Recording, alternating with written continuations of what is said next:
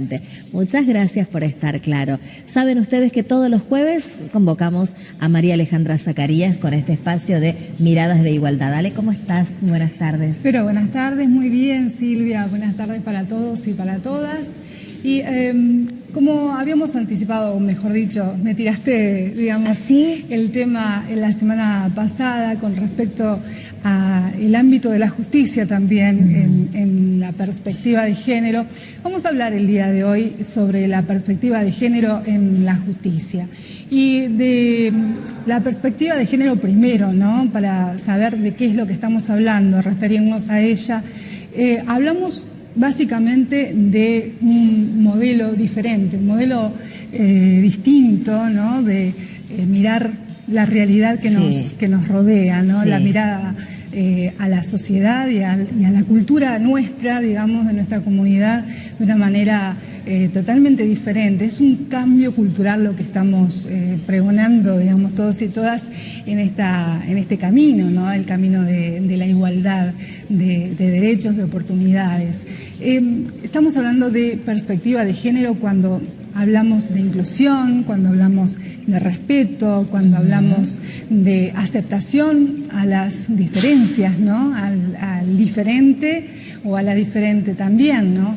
En ese sentido también la perspectiva abarca absolutamente todos los ámbitos, ¿no? Tiene que ver absolutamente con todos los ramos y ámbitos en los que nosotros y nosotras nos manejamos en la sociedad. Y la justicia es uno de ellos y muy importante.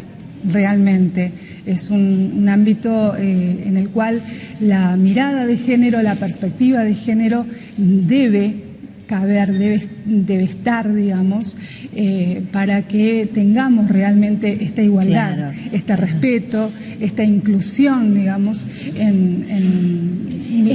en temáticas que tienen que ver también con violencia de género, con trata de personas, con abusos en la integridad sexual de niños, niñas y adolescentes también, ¿no? Así que de eso es lo que vamos a hablar, digamos, haciendo alusión a algunos ejemplos también. Bien, ¿no? Claro, es imprescindible, imagino, Ale, porque es como que vos tengas una gran receta y luego a la hora de cocinar, a la hora de ejecutar esa receta, la cosa es que no sepas cómo, no sepas siquiera cómo agarrar un cuchillo. Imagino que en este caso, para la perspectiva de género, vos podés tener las herramientas legales, pero si la justicia, luego los operadores de justicia, ¿no? Los funcionarios judiciales no advierten también esta mirada de género, es bastante más difícil que esas normativas y que esas reglamentaciones puedan tener una aplicación real.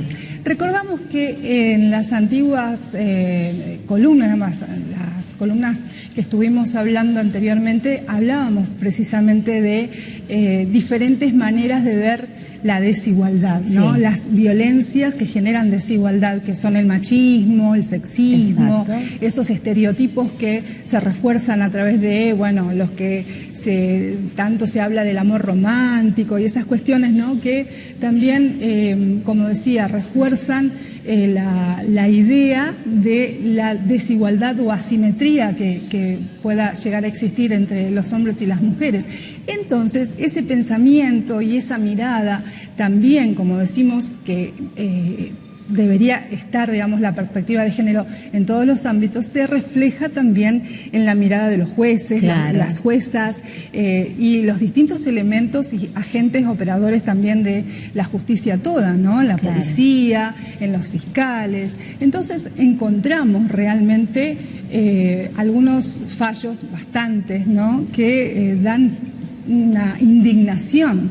Esto no... El reclamo, digamos, de una perspectiva de género en la justicia no viene de ni una menos, viene de muchísimo antes, ¿no? Porque el machismo y la violencia machista existe desde muchísimo antes y obviamente, como decíamos, es una conducta que se aprende desde muy temprano. En la casa misma nos enseñan la mamá, el papá, los abuelos, porque ellos también aprendieron, ¿no? Y entonces tenemos que pensar que nuestros jueces y juezas, fiscales, operadores de la justicia toda, digamos, en la policía misma también, tienen esa mirada en donde revictimizan muchas veces a la mujer víctima de violencia de género, ¿no? Claro. Que va a la comisaría después de haber pasado por todas esas instancias de exponer, digamos, una denuncia hacia su victimario y luego encontrarse con que, ¿no? Con que no le creen, con que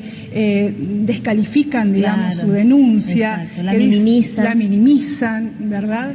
Y en los fallos, por ejemplo, bueno, acá he traído algunos ejemplos como para que veamos, digamos, de qué es lo que estamos hablando. Muchas veces, por ejemplo, el caso último de este femicidio que ocurrió también por parte de este señor radiólogo que asesinó a su esposa y que fue atenuada, digamos, la pena, porque eso fue un femicidio, digamos, mató a su mujer, digamos, mismo lo confesó ante su propio hijo, dice, bueno, me mandé una macana, el hijo salió de testigo diciéndolo, y atenuaron, digo, la pena en 15 años porque consideraron que las justificaciones que dio él, el asesino, digamos, fueron excusas válidas, digamos, hablando de celos y hablando de que, bueno, tenía posiblemente, digamos, un amante y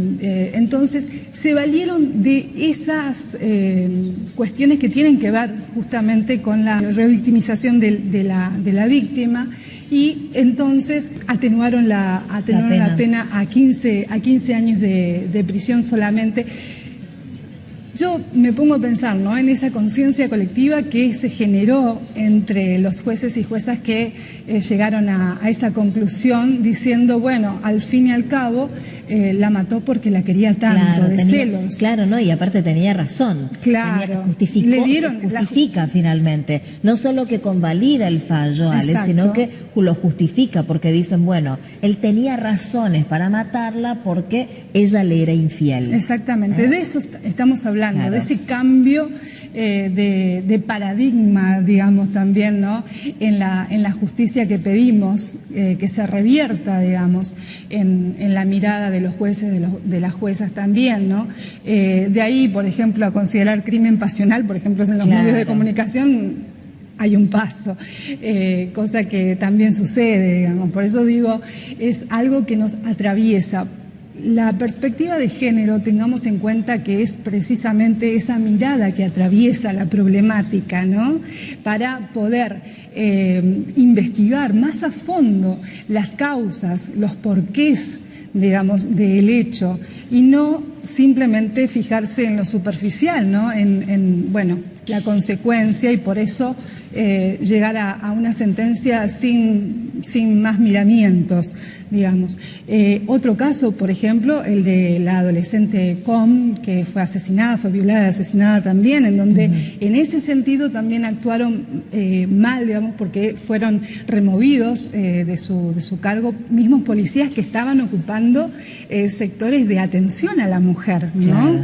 ¿Y por qué? Porque no cumplieron con un protocolo que tenía que ver con la metodología que lleva, digamos, el hecho de la denuncia por desaparición de personas. Eso también, digamos, cuenta como una falta de mirada en el caso, en el hecho, digamos, como para tener en cuenta. Y el último ejemplo que puedo citar también es lo que sucedió hace poco, en donde hubo una absolución al padre acusado por abuso sexual a su propia niña, teniendo en cuenta al propio fiscal, ¿no?, que no creyó a la niña, ¿no? Y mediante pruebas que fueron por peritaje de médicos forenses, por peritaje psicológicos, a través de todo tortuoso camino que tuvo que enfrentar también esa niña, ¿no? Claro. En la Cámara Gesell. Recordemos que la Cámara Gesell es el lugar más cuidado, digamos, en donde se tiene al niño, a la niña, para que pueda declarar con toda libertad, digamos, claro, realmente lo que le ha sucedido, y ella pudo sostener y afirmar realmente que hubo un abuso, y no se le creyó, no se le creyó. Esas son cuestiones realmente muy fuertes, claro, y muy serias, que hay que verlas, no hay que dejarlas de lado, digamos. Nosotros como sociedad tenemos realmente esta responsabilidad de informarnos y de denunciar estas cuestiones, cosa que lo estamos haciendo a nivel sociedad también. Sin duda. Mira, ¿verdad? La semana próxima, ya se los anticipo además a nuestros televidentes, nuestros y nuestras televidentes, va a estar aquí con nosotros gente de la Defensoría del Público. No va a estar Lorena Padován, pero sí estará